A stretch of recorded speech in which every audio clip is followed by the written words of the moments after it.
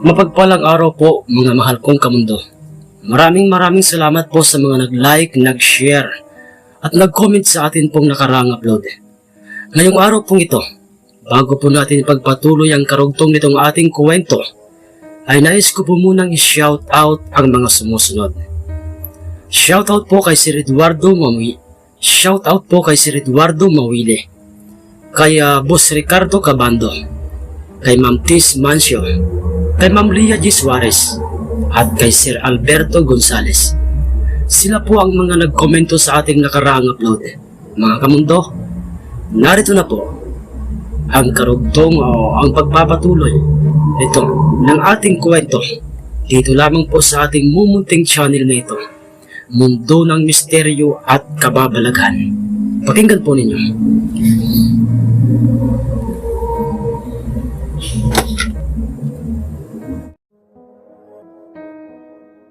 Oo, paring Floredo. Totoo ang mga sinasabi ko sa iyo. At hindi ako nagbibiro kailanman. Uulitin ko pre. Maghanap kayo ng kapatid mong si Benigno ng isang manok panabong na pwedeng itapat sa gold na panabong ni Luciano. At ako mismo ang magbibitaw sa kanya sa araw na kanyang sinasabi. Ulit pang pagkakasabi ni Tay Milandro sa kanyang kumparing si Mang Floredo. Habang sila'y magkaharap sa upuang nasa aming sala. At doon na nariwa sa isip ni Mang Floredo na si Itay Milandro ay isang dating tagabitaw. Tagabitaw ng manok panabong sa loob mismo ng sabungan. Huminto lamang ito dahil mas pumokos si Itay sa paghahanap buhay. Wala siyang mga alaga o mga palahing panabong dahil tanging ang magbitaw lang ng panabong ang kanyang hilig noon. Kung kaya't, sige pre. Salamat at susundin kita. Pero kuwan, pre, ang inisip ko lamang ay baka matalo ang panabong na ating ipangtatapat sa gold ni Luciano, yun ba? Paring Floredo ang nasa isip mo. Tama ba ako? Oo pre, pasensya na, hindi ko kasi maiwasang mag-alala na baka tumoble ang aming babayaran kay Luciano. Imbes 30,000 ay magiging 60,000 na ito. Suhisyon ni Mang Floredo kay Tay. Ngunit, pero papaano kung manalo ang ating panabong pre? Ibig sabihin bayad na ang kapatid mo sa malaking pagkakautang niya kay Luciano, di ba? Pare, magtiwala ka sa akin, kaibigan. Kaibigan mo ako at ako mismo ang magbibitaw sa ating panabong. Kaya't dapat mo akong pagkatiwalaan pre. At saka hindi maganda yung negatibo kaagad ang nasa isip natin. Dapat pre, palaging positibo ang naman ang ating isip. Isang fighter at 4 times winner ang kanyang gold. Pero, alalahanin mo, pareho silang may kargang tari ng kanyang makakatunggaling panabong. Dagdag pang sabi ni Itay sa kanya, kung sa bagay tama ka riyan pre, kaya't sige, mamaya, sasabihin ko kaagad kay Benigno ang tungkol diyan. Sagot ni Mang Floredo kay Tay. Tatayo na sana ito at magpapaalam na kay Tay. Nang bigla siyang pinigilan ni Itay Milandro. Dahil, sandali lamang paring Floredo.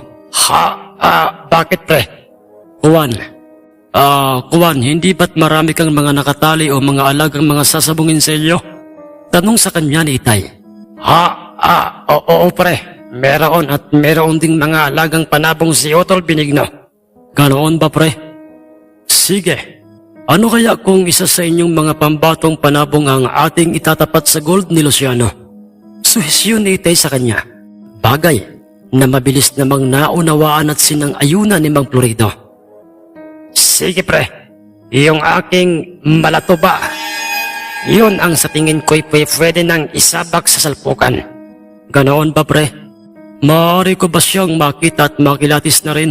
Sige pre, ngayon na pa mismo? Oo pre, ngayon na mismo. Kung ganoon, sige pre, ano pang ating hinihintay? Tayo nang pumaroon sa amin. Dadaanan na rin natin sa kanila si Otol Benigno. Sige pre.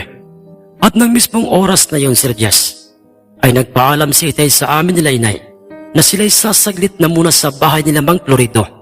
Ngunit nang sila'y magkasama ng naglalakad patungo sa direksyon ng bahay nila Mang Floredo, ay may sinabi si Itay sa kanyang sarili at yun ay, ito na ang pagkakataong magagamit ko sa sabong. Sa isa sa mga panabong ni Paring Florido, ang bisa ng birtud ng aming alagang puting inkantadong kabayo. Ang isa sa kanyang mga nalagas na buhok ay ilalagay ko sa loob ng aking bulsa at dadalhin ko sa sabungan. At ako ang magbibitaw sa kanyang panabong. At malaki ang tiwala kong magtatagumpay yun sa kanyang panabong. Kung ito'y magkakabisa, gagawin ko yun upang masolusyonan na ang kinahaharap na problema ng magkapatid. Naging masaya si Mang Benigno sa naisip na plano nila Itay. Ngunit katulad ng kanyang nakatatandang kapatid na si Mang Florido, hindi rin niya maiiwasang mag-alala na baka matalo ang kanilang itatapat na panabong sa gold ni Mang Luciano. Ganoon pa may. Huwag kang mag-alala, kaibigang Benigno. Akong bahala sa iyo. Pagkatiwalaan mo sana ako ngayon. Dahil sa ito lang ang naisip kong solusyon sa problema niyong magkapatid. Ang payo ni Itay Milantro kay Mang Benigno. Nagpasalamat naman ito sa kanya. Magkakasama silang tatlo na pumaraon sa mismong bahay nila Mang Florido. At pagkarating doon, dinala sila ni Mang Florido sa likurang bahagi ng kanilang bahay, kung saan naroon ang kanyang mga alagang mga panabong. At doon nakita nilang inilalabas na ni Mang Florido sa loob ng kanyang ginawang kulungan ang kanyang sinasabing isang malatubang panabong. Ipinakita niya ito kina Itay. Kasunod ay iniabot niya kay Itay Milantro. At nang ito'y nasa kamay na ni Itay, ay kanya itong hinimas-himas. Tinansya ni Itay ang bigat at sinuri-suri ang kabuuan ng naturang panabong. Anong masasabi mo, pre? Tanong kay Itay Milantro ni Mang Florido. Sa tingin ko'y tama ka, Paring Florido. Dahil sa itong malatubang ito, ay napapanahon ng makipagbakbakan. Napapanahon na upang siya'y dalhing sabungan at ihanap ng kanyang makakapareha. At ang dapat na kanyang makapareha ay ang sinasabing 4 times winners at fighters na gold ni Luciano, Paring Florido. Nagulat ang magkapatid na Mang Luciano at Mang Benigno sa mga sinabi ni Itay dahil sa ito'y seryoso nang banggitin niya ang mga katagang yon. Sumang-ayon na lamang ang magkapatid kay Itay, ngunit sa hindi inaasahang pagkakataon ng mismong mga oras na yon ay narinig nilang tinatawag si Mang Florido ng kanyang asawang si Aling Nena. At ayon dito'y meron daw taong naghahanap sa kanya o kay Mang Florido. Nabigla si na Itay nang makita nila kung sino ang bisitang hindi inaasahan nila. Dahil sa ito'y walang iba kundi ang may kaya sa aming baryo, ang taong pinagkakautangan ng kapatid ni Mang Florido. At siya'y si Mang Luciano. At nang sila'y magkakaharap-harap na, ay doy. Oh, naririto pala si Benigno at si Milantro. Ha ha ha ha. Tamang-tama, didiretsuhin ko na ang pakay ko sa inyong magkapatid, Florido at Benigno. Naparito ako, dala ang papel na ito, kung saan ay nakasulat dito ang ating kasunduan at kasunduang o ang kasunduang kapag natalo ng inyong panabong ang aking gold, ay impas na ang utang mo sa aking 30 mil, Benigno. Pero, sa oras na kayo'y matalo o ang inyong dadaling panabong ay madudoble yun, pinirmahan ko na ito, Benigno. Sa itaas mismo ng aking buong pangalan ngayon. Ngayon na may kinakailangan mo na itong pirmahan, Benigno. Ang mahabang litanya ng nooy makikita pag nakangising si Mang Luciano. Nagulat ang magkapatid dahil, ika lamang, Luciano. Bakit para yatang napaagay ang kasunduang yan? Ba't parang ikaw ay masyadong nagmamadali? Nagtatakang sambit ni Mang Benigno kay Mang Luciano. Ha ha ha ha. Dahil Benigno, bukas na magkakaroon ng sabong dito mismo sa ating baryo at ito'y dadaluhan ng mga sabongero at mga mamamustang nagmula pa sa ibang baryo ng ating probinsya. Kung kaya't sige na, pirmahan mo na, Benigno, ang kasunduan nating ito. Ha? Ikawan. Sige na, Benigno. Pirmahan mo na ang kasunduang yan nang matapos na ang pag-uusap na ito. At higit sa lahat, ay mabigyan natin ng kasiyahan si Luciano pangungumbensing wika ni Itay kay Mang Benigno. Sige, Melandro. At nang mapirmahan na nga ni Mang Benigno ang nasabing papel na siyang naglalaman ng kasunduan nila, ay gumuhit kaagad ng kasiyahan sa kanyang hitsura o sa hitsura ni Mang Luciano. Sabay wikang, "Bueno, maraming salamat, Benigno, Loredo, at lalong-lalo na nga sa iyo, Melandro. Magkita-kita na lang tayo bukas sa ating mismong sabungan, pero tika lamang, Loredo at Benigno." Bakit, Luciano? Tanong ni Mang Florido. Ano palang panabong ang naisip niyong o maisip niyong ibangga sa aking gold? Maaari ko na bang malaman kung anong klaseng panabong ito? Oo, Luciano. Pwede mo na itong malaman. Higit sa lahat ay maaari mo na itong makita ngayon mismo. Sambit ni Mang Florido. Tahimik lamang noon si Itay. Ngunit mariin niyang pinakikiramdaman si Mang Luciano. Ha. Ganoon ba, Florido? Ang ibig palang sabihin nito'y nakapaghanda na kayo. Oo, Luciano. Bueno, maaari ko bang makita ang magiging katapat ng aking gold bukas? Sige, Luciano. Halika't sumunod ka sa amin at dadalhin kita sa likurang parte nitong aming bahay. Sige. At nang makita ni Mang Luciano ang sinasabing pambatong panabong nila Mang Florido sa kanyang gold na isang malatuba, ay masyado niya itong binaliit at kanyang pinagtawanan.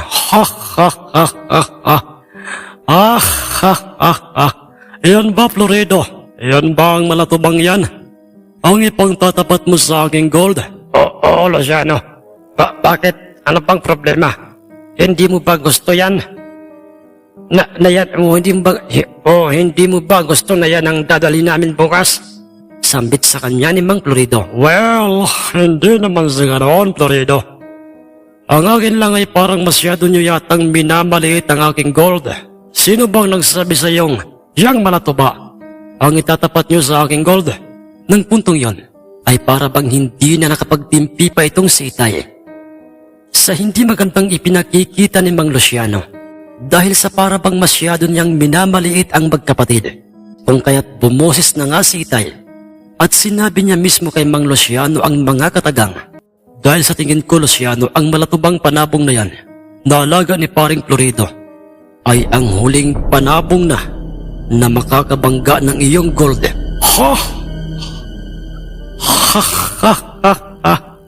Hindi ko sukat akalaing komedyante ka pala, Melandro. Paano mo ako mapapaniwala sa sinasabi mong yan ang pagkakalam ko isa ka lamang magsasaka at mangingisda. Ano bang alam mo sa mga panabong, ha?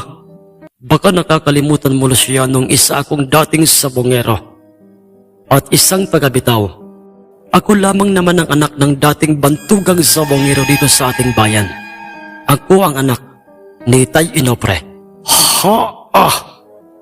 At alam kong nakikilala mo ang pangalang Inopre dahil sa isa kang sabongero, hindi ba, Luciano? Ang direkta at makahulugang sambit ni Itay Melandro kay Mang Luciano. Dahilan upang ito'y manggigil kay Itay at naghuwi kang animal. Pues, kung totoo nga yung sinasabi mo, Melandro, uyang hula mong walang basihan. Walang basihan yan. Dahil malatubang yan ang huling makakabangga ng aking gold bukas. Pues, patunayan mo yan bukas. Sige na, diyan na kayo. Aburidong napatalikod at naglakad ng palayo ng tahanan ni Mang Florido. Ang nooy talunan at pikong si Mang Luciano at habol siya ng mga paningin ni Itay Melandro. Pre, ba't mo nasabi ang mga katagang yon kay Luciano? Pre, tuloy, parang niyuping lata ang kanyang itsura. Hindi ba, Tol Benigno? Kaya na nga, kaibigang Melandro. Sa tingin ko'y parang sinampalas siya sa kanyang tigmagkabilang pisngi. Umutla ang kanyang itsura. Pero hindi niya ipinahalata sa ating napahiya siya. Sambit naman ni Mang Benigno. Bumuntong hininga na muna si Itay bago nagwikang, hindi sa lahat ng oras ay palagi na lang siyang pinakikinggan at pinagbibigyan. Mabuti sana kung magaganda ang mga salitang inilalabas ng kanyang bunganga. Pero mabaho, malansa at puro pagmamayabang ang kanyang mga sinasabi. Baka nakakalimutan niya ang kasabihang hindi lahat ng pugi ay kabiruan niya. Nagtawanan silang tatlo pagkatapos na banggitin ni Itay ang mga katagang yon. At pagkatapos no'y nag-usap silang magkikita-kita na lang sila sa aming mismong sabungan sa araw ng bukas bago sila maghiwa-hiwalay. Samantalang ang pikong si Mang Luciano, pagkarating nito sa kanyang magarang bahay, ay padabog nitong isinara ang pintuan, kumuha ng mamahaling alak, uminom at naiinis na nagwikang, "Hindi ang isang katulad mo lamang, Bilandro ang magpapahiya at mag-iinsulto sa akin. Sino ka ba? Kung ikukumpara sa akin, isa ka lamang hampas lupa sa baryong ito, isang hamak na magsasaka. Tingnan lang natin bukas kung sino sa ating dalawang mapapahiya. Matapos nating bitawan sa gitnang bahagi ng sabungan ng ating mga hawak na panabong. Hindi pa ipinapanganak, Milandro, ang taong magpapahiya sa akin. At kung sakaling may panganak man siya, papatayin ko na kaagad siya. Papatayin ko na kaagad siya kahit pa isang gul pa lamang siya. Pinagabihan ng mismong araw na yon, nakita ko si Itay na nagtimpla ng kape at naupo sa isang upuang nasa aming sala. Malalim ang kanyang iniisip. Dahilan upang ako'y lumapit sa kanya. Itay, ano po bang iniisip mo? Anak Karding, makinig ka. Sige po, Itay. Anak, isa sa ating kabaryo ang may problemang kinakaharap at siya'y kapatid ni Paring Florido, si Benigno. Nakikilala ko po siya, Itay. Bakit po? Kinakailangang may panalo ng panabong nila ang laban bukas sa panabong ni Luciano, anak, upang maimpas na ang kanyang utang kay Luciano. At sa tingin ko, anak, ito na ang hinihingi ng panahon upang masubukan natin ang bisa ng birtud ng puting kabayong inkantado, ang kanyang nalagas na puting buhok. Ganoon po ba, Itay? Oo, anak. At ako ang magbibitaw sa panabong nila bukas. Itay, maganda po ang hangarin nyo. Ang makatulong kay Mang Benigno, kung kaya't naniniwala po akong magkakabisa ang puting buhok ni Puti na siyang kanyang birtud sa araw ng bukas. Anak, Karding? Opo, Itay. Sigurado po ako doon. Dahil natatandaan ko pa po ang mga paalala noon ni Lolo Ermenio sa atin. Noong makausap mo ang kanyang kaluluwa sa ating bundok, naganap yang magkakabisa kung yan ay ating gagamitin sa mabuting paraan. Tutulungan niya po si Mang Benigno. Mabuti yun. Kaya't sure akong magiging tagumpay ang laban ng kanilang panabong bukas, Itay. Salamat, anak, Karding. At pagkatapos ng aming pag-uusap ni Itay, ay nagpasya na kaming matulog.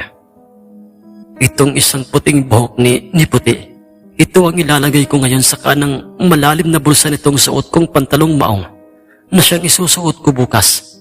Ang sabi ni Itay sa kanyang sarili, habang hawak na niya ang birtud ng puting kabayong inkantado.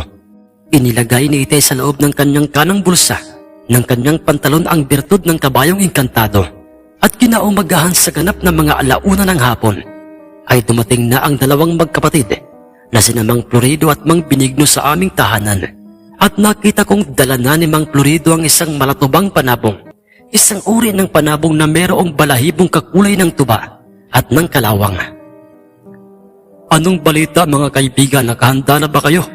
Tanong ni Itay sa magkapatid, kung saan ay katulad niya, nakabihis na rin ang mga ito ng malinis na kasuotan. Oo, Paring Milandro. Nga pala. Pare, may balita akong gustong sabihin sa'yo. Sabi ni Mang Florido. Ganoon ba, Paring Florido? Ano yun? Pare, nakausap namin kanina yung sabongerong si Islao. Bakit daw? Anong sabi ni Islao, Paring Florido? Pare, naririto na raw ngayon sa ating sabungan si Boss Arturo Solomon at ang kanyang mga tauhan. Ganoon ba, pre? Mainam kung ganoon, para masaksihan niya kung papaano makipagbakbakan niyang iyong malatubang panabong, pre. Salamat, pre. Pre. Ayon pa kay Islao, nakita raw niyang may dalang dalawang bayong na naglalaman ng panigurado ng mga pambatong panabong ang dalawa sa kanyang mga tauhan. Hindi lamang yun, pre. Ayon pa kay Islao, parang armado raw ang kanyang 6 na mga tauhan dahil pare-parehong may mga nakabukol sa kanilang mga tagiliran. Walang issue doon, pare. Maimpluwensya at mayamang tao si Boss Arturo Solomon. Kung kaya't nais lamang nitong magsiguro sa kanyang buhay at natitiyak kong mga lisensyado ang dalang baril ng kanyang mga tauhan. Pero hindi na yun mahalaga pa. Ang mahalaga pare ay naririto si Boss Arturo Solomon. Papaano? Tayo nang pumuntang sa bungan. Sige pre, tayo na. Magandang pabor o pagkakataon ito. Dahil makikita ko na kung papaano ka magsabong Boss Arturo Solomon. At sa oras na katulad ni Luciano, sa oras na malansa at mabaho rin ang mga katagang ilalabas ng iyong bunganga sa iyong kapwa, ay mapapahiya ka rin sa maraming mga tao. Ang totoo hindi ko sana ito gustong gawin. Pero hindi rin maaaring pabayaan na lang ang mga maling pagtuturing nyo sa inyong kapwa. Lalong-lalo na nga sa mga taong takot sa inyo. Ang sambit ni Itay sa kanyang sarili habang pinabagtas na nga nilang tatlo ang daan patungo sa may gilid ng palayan. Dahil sa doon nakapwesto ang aming sabungan, sinadya itong idistansya sa mga kabayan dahil sa inililikhang ingay ng mga tao sa paligid ng sabungan.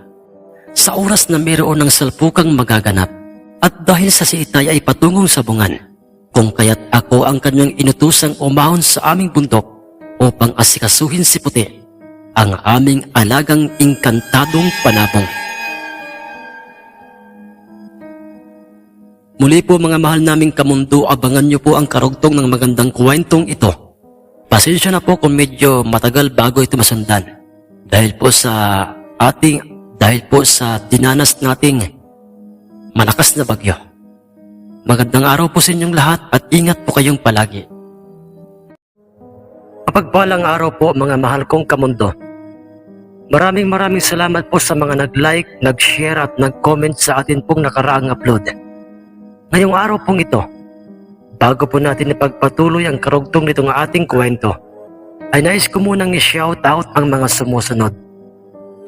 Shoutout po kay Boss Eduardo Mawili, na kasalukuyan pong nasa Doha, Qatar. Kay Boss Rostico Morales, kay Boss G. Sumudio, na ngayon po ay nasa Kuwait. Salamat po boss. Kay Boss Anthony Mendoza, kay Ma'am Tis Mancio, kay Ma'am Lia G. Suarez, at kay Sir Alberto Gonzales. Sila po ang mga nagkomento sa ating nakaraang upload. Mga kamundo, narito na po ang pagpapatuloy nitong ating kwento. Dito lamang po sa ating mumunting channel na ito, Mundo ng Misteryo at Kababalaghan. Pakinggan po ninyo.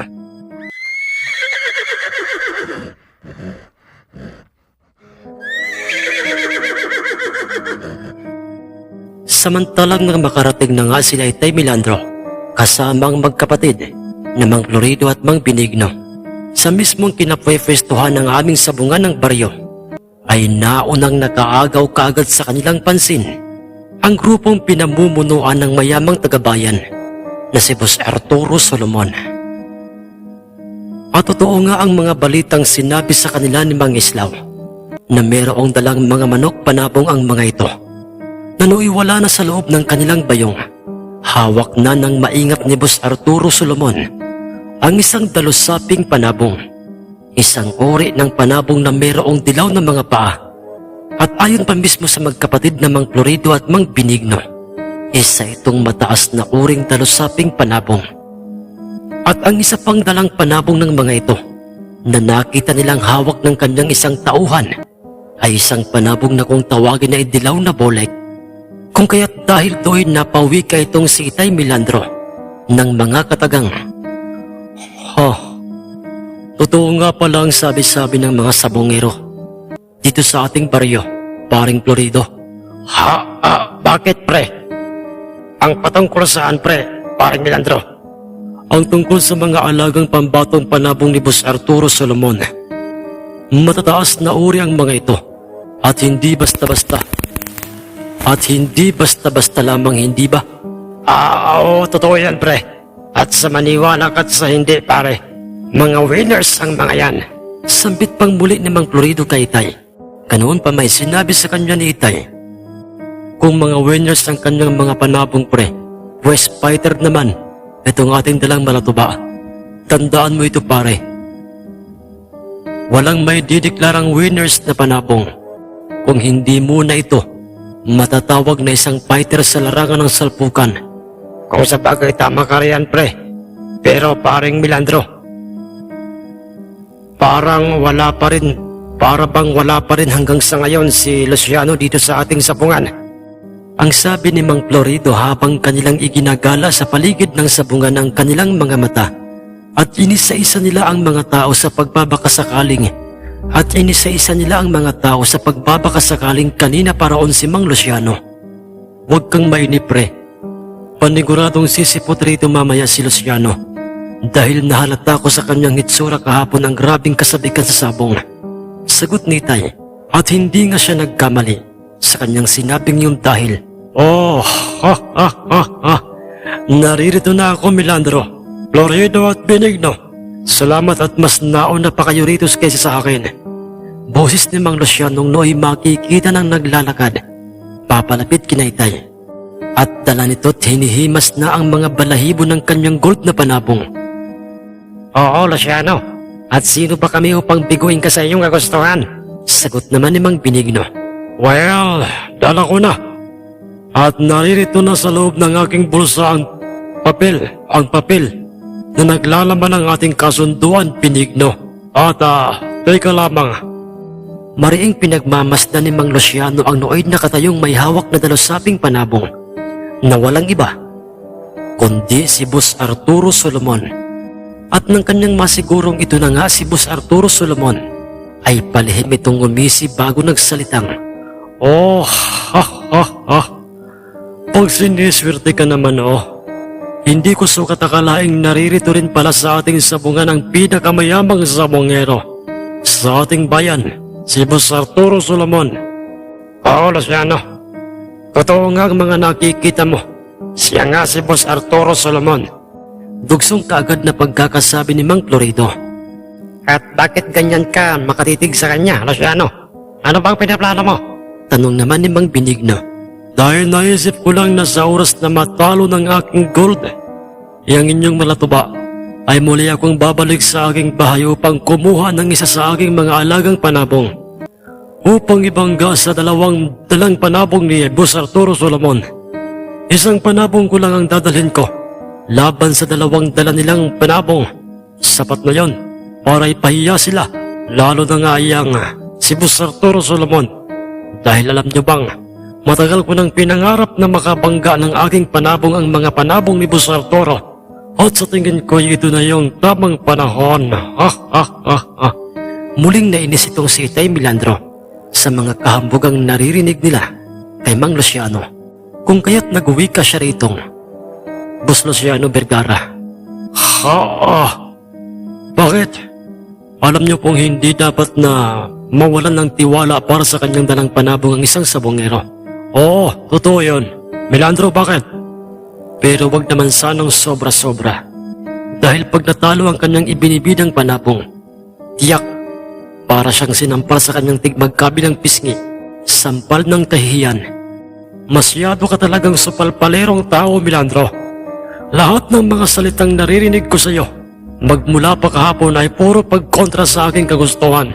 Hindi pagkontra yun, Boss Luciano. Hindi pagkontra yun, Boss Luciano. Kundi ang mga sinabi ko sa iyo ay puro katotohanan. Animal! Ano pa nga ba ang ating hinihintay na parito tayo sa sabungang ito? Hindi ho ba upang pagharapin, patarian at bitawan itong ating mga panabong sa gitnang bahagi ng sabungan? At hindi para magkwentuhan, mahalaga ang bawat minuto, segundo at oras. Boss Luciano, animal ka na, Milandro! Kumulubot ang balat sa noo ni Mang Luciano sa mga katotohanang mga salitang narinig niya kay Tay Milandro. Kung kaya't, sige na. Kahapon ko pang kinausap si Mario, yung sintensyador ng ating sabungan. At sinabi ko sa kanya ang ating mga panabong, ang unang paghaharapin ngayong araw na ito.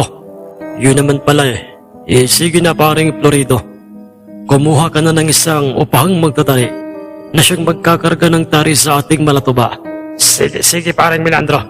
Si Mang Usting na isang kilalang magtatari ang inarkila at pinagkatiwalaan nila Itay na siyang magkakarga ng tari sa kanilang malatuba At si Mang Pakundo naman, na isa ring magtataring tagabayan, ang inupahan ni Mang Luciano na siyang magkakarga ng tari sa kanyang gold. Wala nang nangyari pang kare-kareho. Kinargahan na kaagad nila ng tari ang kaliwang paanan ng dalawang mga panabong. At pagkatapos ay pinapasok na sila Itay Milandro at Mang Luciano ng sentensyador sa loob ng sabungan. Dala ang kanilang mga panabong at kasama ang kanilang mga magtatari. Paring Florido at Paring Benigno, ang sabi ni Itay. Paring Milandro, mga pare, gusto kong muli niyo akong pagkatiwalaan ngayon. Pangako ko sa inyo, maiimpas ang utang niyo kay Luciano. Salamat, Paring Milandro. At pagkatapos na ay pumasok na nga si Itay sa loob ng sabungan. Nakikita mo ba, Arnolfo? Ang nakikita ko ngayon. Ang tanong ni Boss Arturo Solomon sa kanyang katabing tauhang magtatari. Boss, yan bang mga sabongerong papasok na ng sabungan at may dalang tig-isang panabong? Oo, Arnolfo. Sino sila? Yan yung may dalang gold ay ang may kayang sabongero dito sa mismong baryong ito. At ayon pa sa aking napagtanungan, tinawag siya sa pangalang si Luciano Vergara. Ganoon ba? Iyang may hawak na manatuba. Sino ba siya? Kuwan, boss. Isa raw yung dating taga-Bitaw. At matagal raw po yung huminto sa pagiging isang taga-Bitaw. At katunayan ngayon pa lamang ito. Ngayon pa lamang ulit yan magbibitaw sa malatubang yan. At boss, Milandro ang pangalan niya. At siya'y anak ng nooy dating bantugang sabongero sa bayang ito. Ganoon ba? Anak yan ng dating bantugang sabongero. Oo, boss. At anong pangalan ng kanyang ama? Inopre. Inopre po, boss, ang pangalan ng kanyang bantugang sabongero. Nanlaging bigla ang mga mata ni Boss Arturo Solomon nang makilala niya ang pangalang Inopre. Inopre.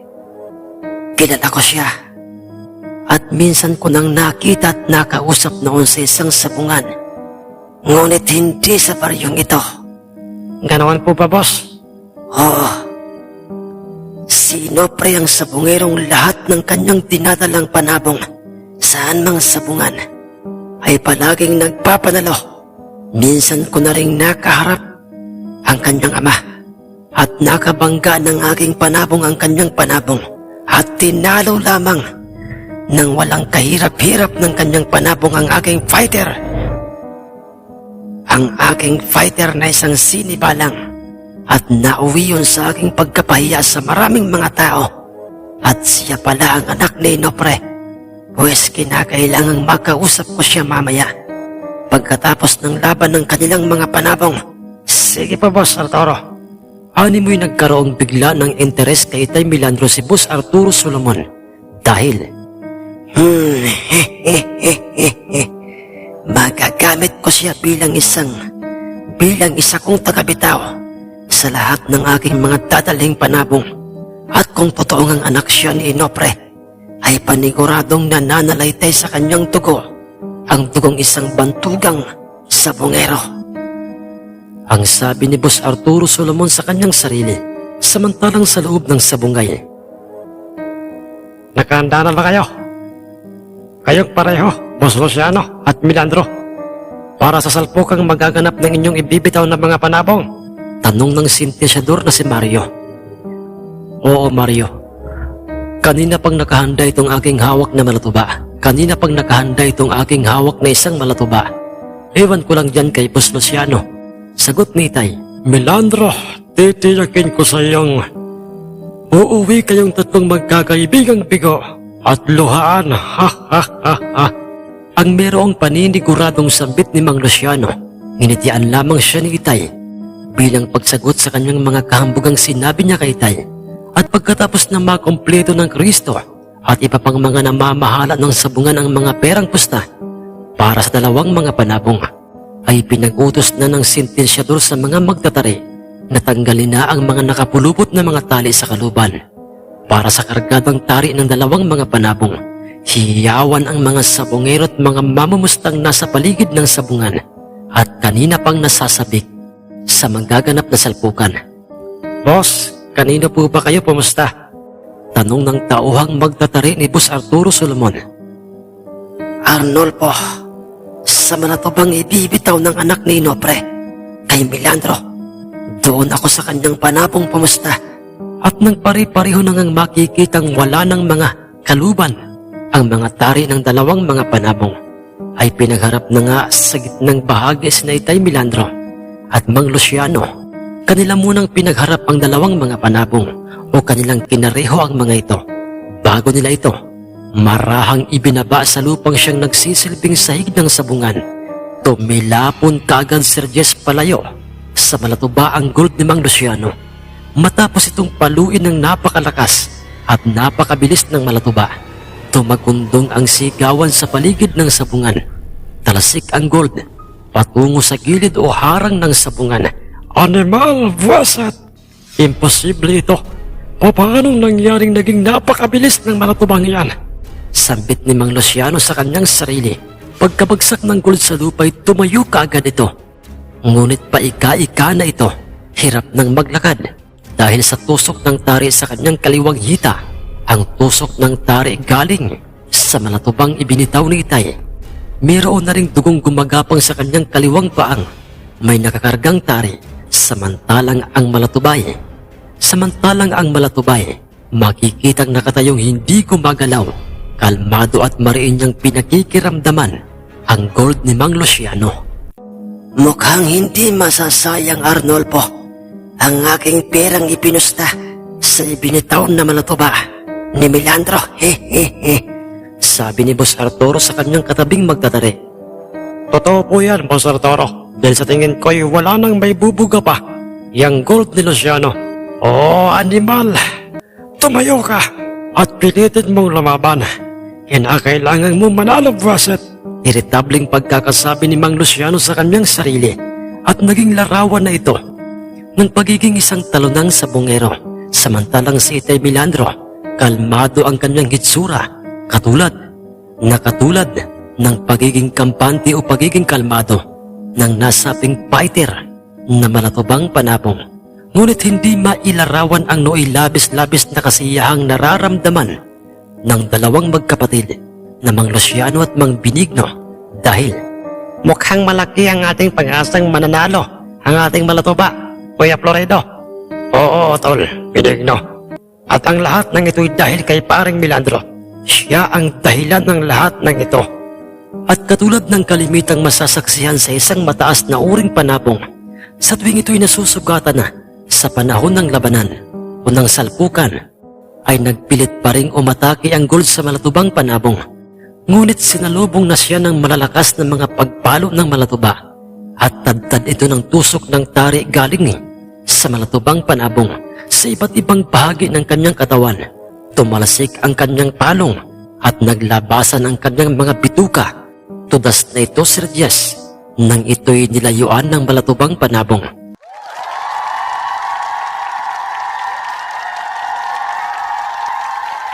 Naging kalunos-lunos ang sinapit nito sa natatanging bilis at kakaibang paraan ng pag-atake ng malatuba.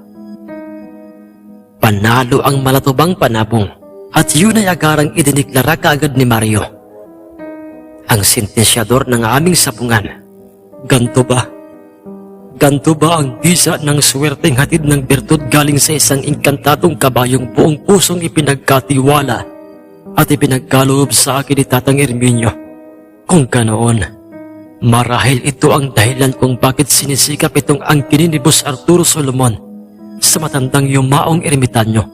Pero mabuti na lamang at sa hindi ng tagumpay ang wika ni Itay Milandro sa kanyang sarili habang pasimping nakasentro ang kanyang paningin sa nooy kinaroroonan ng mayamang sabongerong si Boss Arturo Solomon. Paano ba yan, Boss Luciano? Natalo ang inyong gold. Hindi ang ibig sabihin nito impas na ang utang namin sa iyong 30 mil. Oh, Florido. Oh, ito. Ito ang papel na naglalaman ng ating kasunduan, Benigno. At merong pirma mo at pirma ko. Pero hindi ibig sabihin nito'y madali ko lamang itong matatanggap. Ang pagkatalo ng aking gold. Anong ibig mong sabihin, Luciano? Gulat ng pagkakatanong ni Mang Florido. Dahil Floredo Benigno, lalong-lalo na nga sa iyo, Milandro. Ako, boss? Boss Luciano? Oo, Milandro. Marami pa akong mga panabong na pwede kong ibangga sa alinmang ibibitaw mong panabong. O kaya't sana'y wag na wag mo akong hihindihan o bibiguin sa mga susunod na mga pagkakataon. Dahil sa ngayon, muli akong kukuha ng isa sa aking mga panabong upang itapat sa dalang panabong ni Boss Arturo Solomon. Hintayin niyo ako rito. Totoo bang lahat ang aking mga narinig, ha? Luciano Vergara? Boss Arturo, ikaw? Ang nooy gulat na pagkakasambit ni Mang Luciano, at hindi lamang siya ang nagulat ng mga tagpong yun. Dahil maging ang tatlong magkakaibigang si Itay Milandro ay masyado ring nagulat sa biglaang pagsingit sa eksena ni Boss Arturo Solomon. Luciano Vergara, pare-pareho lamang tayong mga sabongero.